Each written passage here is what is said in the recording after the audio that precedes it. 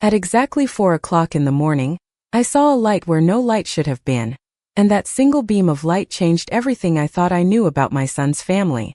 My name is Eleanor Brooks. I am 72 years old, and at the time I was spending a few days at my son Michael's house while he and my daughter-in-law Vanessa dealt with a busy week of work. My grandchildren Sophie and Liam were sleeping upstairs, and I had volunteered to help with school routines and meals. It was not unusual for me to stay there occasionally. Their home was familiar, comfortable, and for years I believed I understood exactly how everything worked inside those walls. That night I woke suddenly and glanced at the digital clock beside the guest bed. 4 o'clock. At first I thought a dream had disturbed me, but then I noticed something strange. A faint glow stretched across the hallway floor outside my room. I sat up and listened. The house was silent. No television. No voices. No footsteps. Yet the light remained. Curious, I slipped on my robe and stepped into the hallway. The glow seemed to be coming from downstairs.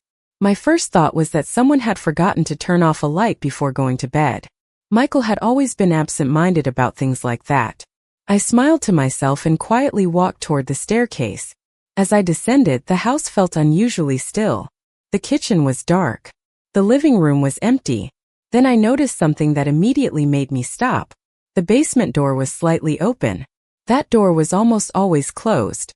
In fact, I could not remember the last time I had seen it standing open at all. The narrow strip of light stretched through the opening and across the floor. For several seconds I simply stared at it.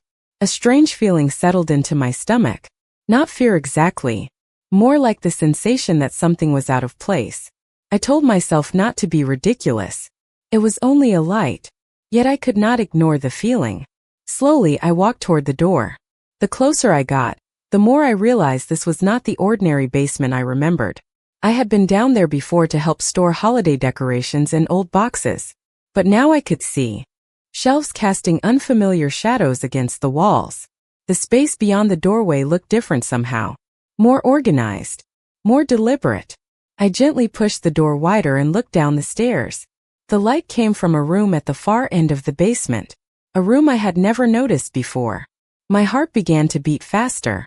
Why was there a room down there I had never seen? Why was the light on at 4 in the morning?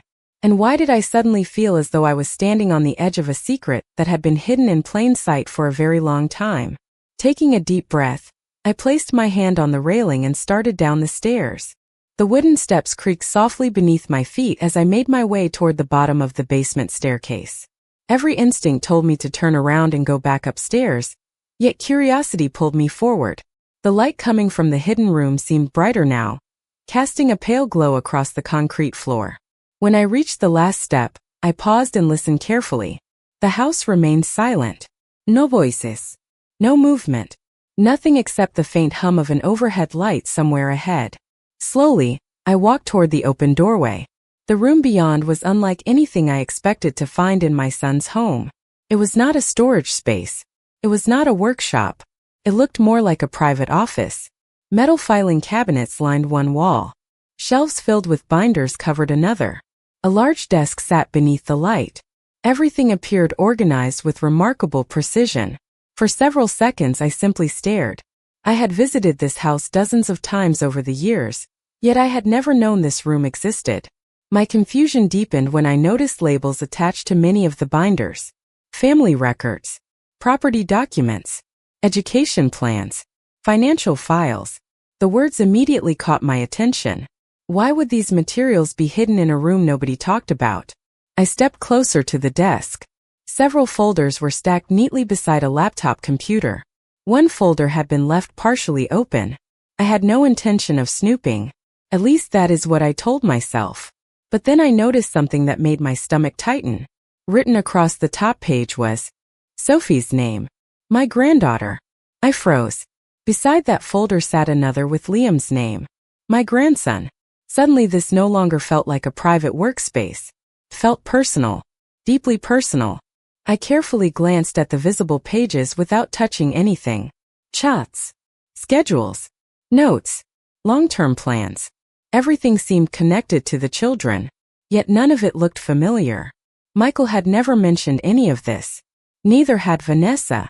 Why keep records about the children in a hidden room? Before I could think further, my eyes landed on a large calendar hanging beside the desk. Several future dates were circled in red marker. Some had handwritten notes beside them. Others contained abbreviations I did not understand. One entry made me stop completely. Next to a date 6 months away were the words transition complete. I stared at the phrase for several moments. Transition to what? The more I looked around, the less sense everything made. Then I noticed a framed photograph sitting near the edge of the desk. It showed Sophie and Liam smiling during a school event. First it seemed ordinary. Then I realized something strange. Michael was not in the picture. Neither was I. The only adult standing beside the children was Vanessa. A chill ran through me that had nothing to do with the basement temperature. For the first time that night, I felt a genuine sense of unease. Not because I had discovered something dangerous, because I had discovered something hidden, something important. And as I stood there staring at that mysterious room, I realized I had only begun to uncover whatever secret was waiting beneath my son's house. I stood in that hidden room for what felt like several minutes, trying to make sense of everything I had seen. The calendar, the folders, the detailed records about Sophie and Liam. None of it matched the family life I thought I understood. Eventually, common sense reminded me that I was standing in someone else's private space at 4 in the morning. I quietly backed away from the desk, left everything exactly as I had found it, and returned upstairs. Yet sleep was impossible after that. I lay awake staring at the ceiling while questions circled endlessly through my mind. By the time the sun began rising, I had convinced myself there was probably a reasonable explanation. Families organized documents. Parents made plans. Perhaps I had simply stumbled across an elaborate filing system. But as the morning unfolded, small details began connecting themselves in ways I could not ignore. During breakfast, Sophie mentioned a summer program she hoped to attend the following year. Before she could finish explaining it, Vanessa interrupted and changed the subject. At the time, the exchange seemed insignificant. Then I remembered the binder labeled education plans. Later, Liam excitedly talked about visiting a science museum with his father during spring break. Once again, Vanessa gently redirected the conversation. Michael barely seemed to notice. I watched carefully. The pattern repeated several times throughout the day. It was subtle enough that nobody else appeared to recognize it. Yet after what I had seen downstairs, every interruption stood out. That afternoon, while the children played in the backyard, I found myself remembering moments from the previous year. Small moments that had never seemed important until now. Vanessa handling nearly all school communications. Vanessa insisting on managing paperwork. Vanessa frequently saying she would take care of things herself. None of those behaviors were suspicious on their own. Together, however, they painted a picture that felt increasingly uncomfortable. The more I reflected, the more another realization emerged. Michael often appeared unaware of decisions until after they had already been made. Not major decisions. Everyday decisions. School activities. Scheduling. Family plans. At the time I assumed it was simply how they divided responsibilities. Now I was not so sure. That evening, after everyone went to bed, I sat alone in the kitchen with a cup of tea. My eyes drifted toward the basement door. I had no intention of returning downstairs. Not yet. But I could not stop thinking about one particular detail. The phrase written on the calendar. Transition complete. The words continued echoing inside my mind. Transition to what? Why attach such importance to a future date? And why keep it hidden in a room nobody discussed? The next morning brought another surprise. While helping Sophie organize her backpack, I noticed a permission form partially sticking out from a folder. Before I could hand it to her, she casually said something that made my heart skip. Dad does not know about that yet. I looked at her. Know about what? Sophie shrugged innocently. Mom said she would tell him later. The comment was simple, ordinary, yet it immediately reminded me of the hidden room downstairs. For the first time, I began wondering whether Michael knew as little about those files as I did. And if that was true, then whatever secret was hiding beneath this house was much bigger than a collection of records. It was becoming clear that someone was making plans. Plans involving the children. Plans involving the future. And perhaps most troubling of all, plans that my own son might not fully understand. The more I observed, the harder it became to convince myself that I was imagining things. Over the next 2 days, I paid closer attention than ever before. Not because I wanted to interfere in my son's family, because something about the situation felt unfinished, like a puzzle with several pieces missing. I noticed that Vanessa spent an unusual amount of time working behind closed doors. Whenever school forms arrived, she handled them personally. Whenever future plans were discussed, she seemed to redirect conversations before Michael could become deeply involved. None of it appeared dramatic. In fact, that was what made it so difficult to question. Everything looked normal on the surface. Yet beneath that surface, a growing pattern continued to emerge. On Thursday afternoon, an opportunity appeared unexpectedly. Vanessa left for an appointment while Michael remained at work. The children were upstairs finishing homework. As I cleaned the kitchen, I heard the familiar sound of the basement door opening. A few seconds later, Sophie came upstairs carrying a stack of papers. "Mom asked me to leave these on her desk downstairs yesterday," she said casually. "I forgot." My attention sharpened immediately. "You go down there often?" I asked. Sophie shrugged. "Sometimes." Then she added something that stopped me cold. "Mom says it is important for our future." She returned upstairs without another thought, leaving me standing alone in the kitchen. Important for our future. The same phrase echoed through my mind all afternoon. That evening, after everyone had gone to sleep, I found myself once again standing near the basement door. This time I hesitated. Part of me knew I should leave things alone. Another part remembered the binders, the calendar, and the hidden room nobody discussed. Eventually, curiosity won. The basement looked exactly as it had several nights earlier. Quiet. Organized. Still. I walked directly toward the office and paused in the doorway. Everything remained untouched. Yet this time I noticed something I had missed before. A bulletin board mounted beside a filing cabinet. Several documents were pinned there. Most appeared ordinary. School schedules, activity calendars, educational brochures. Then I saw a large map. Various locations across different states had been highlighted with colored markers. Notes were attached beside several cities. Housing options, school districts, relocation costs. My heart began beating faster. Relocation. The word immediately captured my attention. Why would Vanessa be researching relocation? Michael had never mentioned moving.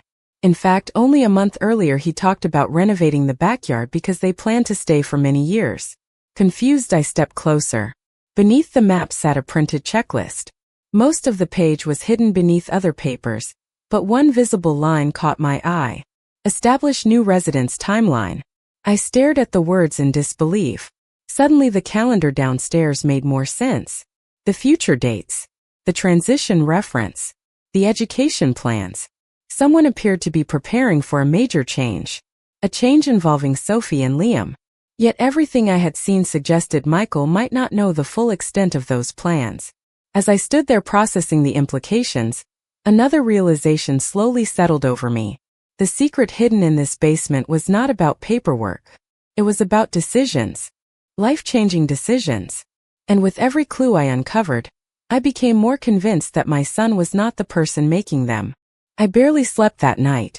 Every time I closed my eyes, I saw the map on the bulletin board and the checklist pinned beneath it. Relocation. New residence. Transition complete. Those were not random ideas. They were plans. Detailed plans. The next morning I watched Michael carefully during breakfast. He seemed completely normal. He talked about a project at work. He helped Liam find a missing homework assignment. He laughed when Sophie told a story about school. Nothing about his behavior suggested a man preparing to move his family across the country. The contrast unsettled me. Either Michael was an extraordinary actor, or he genuinely knew nothing about what I had discovered. Later that afternoon, an unexpected opportunity arrived. Michael left for a meeting while Vanessa drove Sophie to an after-school activity. Liam remained at a friend's house. For the first time all week, I found myself alone in the house. I tried to focus on folding laundry, but my thoughts kept returning to the basement. Eventually, I gave in and walked downstairs once more. This time I knew exactly what I was looking for. The hidden office appeared unchanged. The binders remained neatly arranged. The desk was spotless. Yet one item immediately caught my attention. A folder sat partially open near the edge of the desk. Unlike the others, it was not stored away. It looked as though someone had been reviewing it recently. The cover contained a simple label: Future Planning. My pulse quickened. For several seconds I stared at the folder, debating whether to leave it alone. Then I noticed something visible through the partially opened pages. My son's name. Michael Brooks. Slowly I stepped closer. Without removing any documents, I glanced at the exposed page. What I saw made my stomach tighten. The page listed projected expenses for a move, housing costs, school enrollment fees, transportation estimates. Everything was organized with remarkable detail. Yet one line stood out from all the others: individual financial resources. Beneath it appeared two separate columns. One column listed Vanessa's assets. The other listed projected support resources. Michael's name was nowhere on that section of the page. Confused, I examined another visible page. This one appeared to be a timeline. Several stages had been outlined across many months. Meetings, applications, research, housing reviews. Again, Michael's name appeared only occasionally, while Vanessa's appeared repeatedly. Suddenly a troubling possibility entered my mind. What if the plan was not for the entire family to move? What if the plan involved separating parts of their lives instead? I immediately disliked where my thoughts were heading. There was still too much I did not understand. Yet the evidence continued pointing toward one conclusion. Vanessa had been organizing something significant for a very long time. More importantly, she appeared to be doing it largely on her own. As I carefully stepped away from the desk, my eyes landed on a small envelope tucked beneath the folder. Across the front, written in neat handwriting, were 4 simple words: Emergency Implementation Plan. I froze. Whatever secret existed in this basement, I had finally reached the edge of it. And for the first time since discovering the hidden room, I felt certain that the truth was far more serious than I originally imagined. I stood motionless in that basement office, staring at the envelope marked Emergency Implementation Plan. Every instinct told me to leave immediately.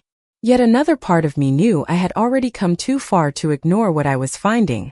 Carefully, I looked around the room once more. The hidden office was not chaotic.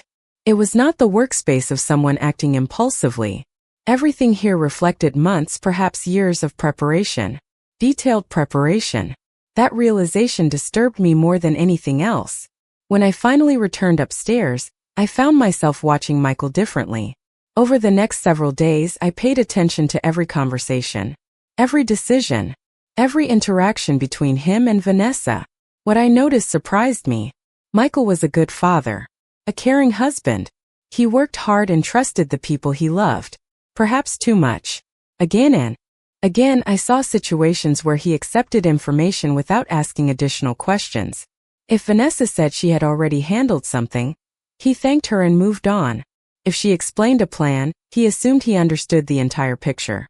The pattern became impossible to ignore. Then came the moment that changed everything. It happened on a Saturday afternoon. Michael and I were assembling a bookshelf for Liam while Vanessa took Sophie shopping. The children were excited about rearranging their rooms before the new school year. We worked together for nearly an hour before Michael suddenly mentioned something that caught my attention. Vanessa has been researching schools lately, he said casually. I kept my expression neutral. Really? He nodded. She worries about educational opportunities. I carefully chose my next question. For this area? Michael laughed softly. I think so. Honestly, I have not looked closely. She enjoys researching that kind of thing. The answer hit me harder than I expected. He did not know. He genuinely did not know.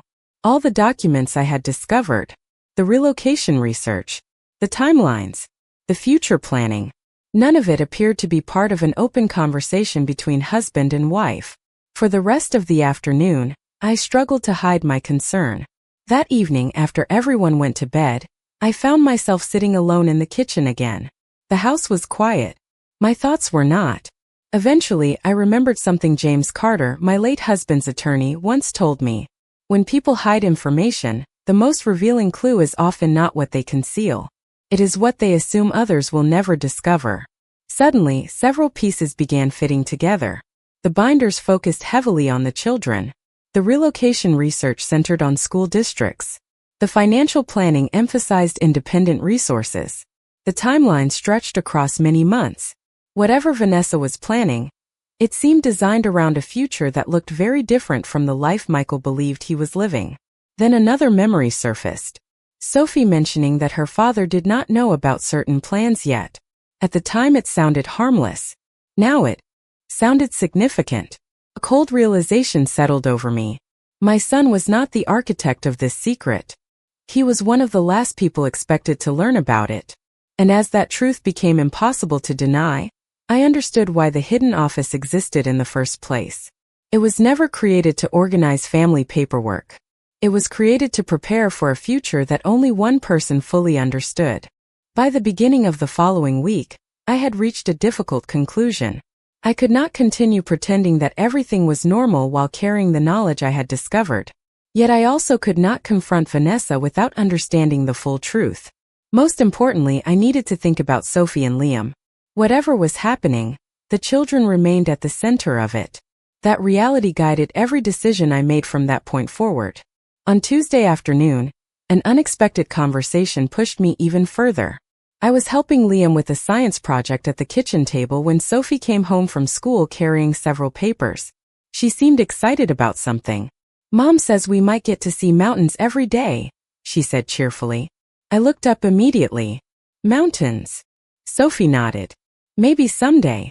Then she smiled and disappeared upstairs before I could ask another question. My heart sank. The comment matched the relocation research I had seen in the basement. It was another piece of the same puzzle. Later that evening, while Michael grilled dinner outside, Vanessa spent nearly an hour on a private phone call in her office.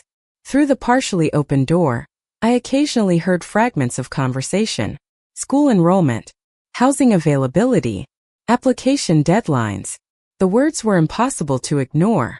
What troubled me most was not the planning itself. Families move every day. It was the secrecy surrounding it. Michael remained outside helping Liam throw a baseball while major decisions appeared to be unfolding elsewhere. That night, after everyone was asleep, I sat quietly in the living room thinking through everything I had learned. The hidden office, the files, the maps, the timelines, the conversations. One question continued rising above all the others. What would happen if these plans suddenly moved forward before Michael understood them? The answer frightened me. Not because I believed anyone intended harm, because confusion and secrecy often create consequences nobody anticipates. The next morning, I called my longtime friend Carol Jensen. Carol had known me for more than 30 years and possessed a remarkable ability to see situations clearly. After listening carefully, she remained silent for several seconds. "Eleanor," she finally said, "it sounds like you are worried about being too late." Her words struck me immediately because they were true. I was not simply concerned about hidden plans. I was worried that events were moving faster than anyone realized. After ending the call, I made a decision. For the next few days, I would keep the children close whenever possible. Not because they were in danger, because I wanted stability around them while I figured out what to do next. I volunteered for school pickups. I helped with after-school activities. I spent extra time listening to their stories and concerns. The more time I spent with Sophie and Liam, the more determined I became to protect their sense of security. Then on Thursday evening, another surprise arrived. Michael received a letter in the mail. At first he barely glanced at it. Then his expression changed. "That is strange," he said quietly. "What is?" I asked. He turned the envelope over in his hands. "It looks like information from a school district in another state." My stomach tightened instantly, because for the first time since discovering the basement secret, I saw genuine confusion on my son's face. And in that moment, I knew the truth was finally beginning to catch up with him. The atmosphere inside the house changed almost immediately after that letter arrived. Michael sat at the kitchen table reading it several times while Vanessa quietly unpacked groceries nearby. At first, neither of them spoke. Then Michael looked up. "This does not make sense," he said. Vanessa barely glanced at him. "What is it?" Her response sounded calm, perhaps too calm. Michael held up the letter. Information from a school district in Colorado. For the first time, I noticed genuine tension cross Vanessa's face. It lasted only a second before disappearing. Probably advertising, she replied. Michael frowned. It has Sophie and Liam's names on it. Silence filled the room. I remained focused on my coffee, pretending not to listen. Yet every instinct told me that an important moment had finally arrived. Michael looked back at the paperwork. Why would a school district in another state send information addressed to our children? Vanessa set down a grocery bag. I can explain. Those 4 words changed everything. The expression on Michael's face shifted immediately.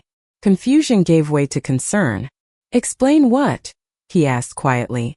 For a long moment Vanessa said nothing. Then she pulled out a chair and sat across from him. What followed was not an argument. It was something far more revealing. Vanessa admitted she had been researching relocation opportunities for nearly a year. Better school systems, different career options, new housing markets, more opportunities for the children. Michael stared at her in disbelief. A year, he repeated. Vanessa nodded. I wanted to be prepared. The conversation continued for nearly an hour. The more Vanessa explained, the more stunned Michael appeared. Not because she had researched possibilities, because she had done so almost entirely on her own. Application inquiries had been submitted. School information had been requested. Communities had been evaluated. Long-term plans had been outlined. Everything I had discovered in the basement suddenly made sense. Yet one detail stood above all the others. Michael had not known the extent of it. He had heard occasional comments about future possibilities, but he never realized how far the planning had progressed. As the discussion unfolded, I saw something unexpected. Vanessa was not trying to deceive him maliciously. She genuinely believed she was helping the family by preparing every possible option. The problem was that preparation had gradually become secrecy, and secrecy had created distance. Eventually Michael stood and walked toward the window. He remained there for several moments before speaking. Why did you not tell me all of this? His voice carried disappointment rather than anger. Vanessa lowered her eyes. I thought I would once everything was organized. Michael nodded slowly.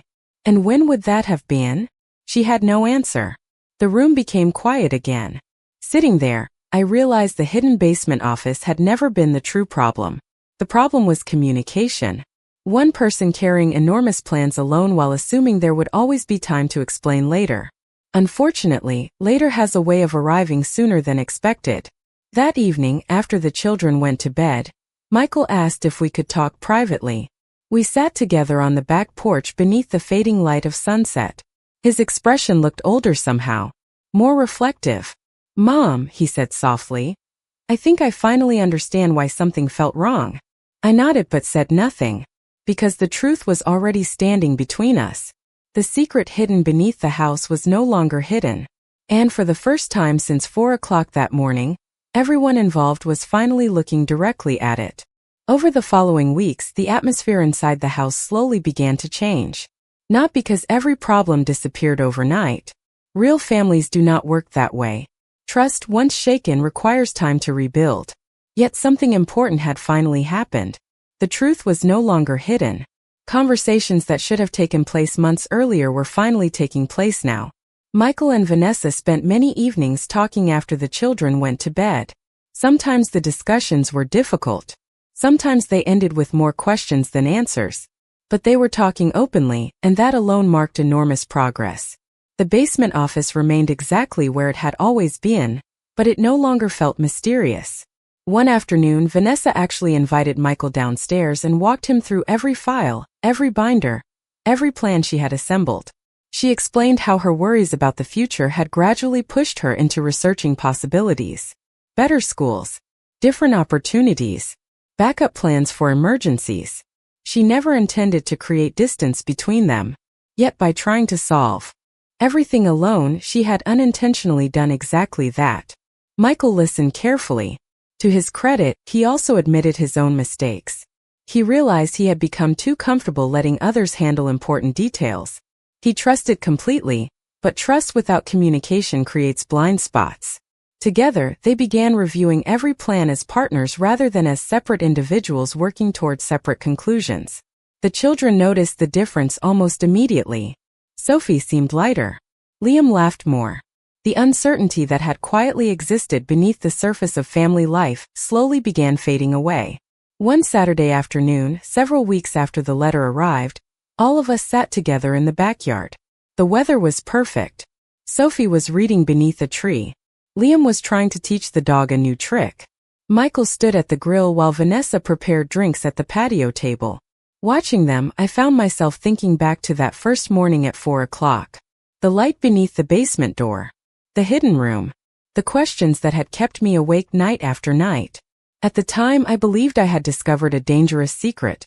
In reality, I had discovered something more common and perhaps more important. I had discovered what happens when fear quietly replaces communication. The plans themselves were never the real threat. The silence was. Later that evening, Michael joined me on the porch as the sun began disappearing beyond the neighborhood rooftops. For a few minutes we sat quietly. Then he smiled and shook his head. "You know," he said, "if you had not noticed that light, I might never have known how much was happening right in front of me."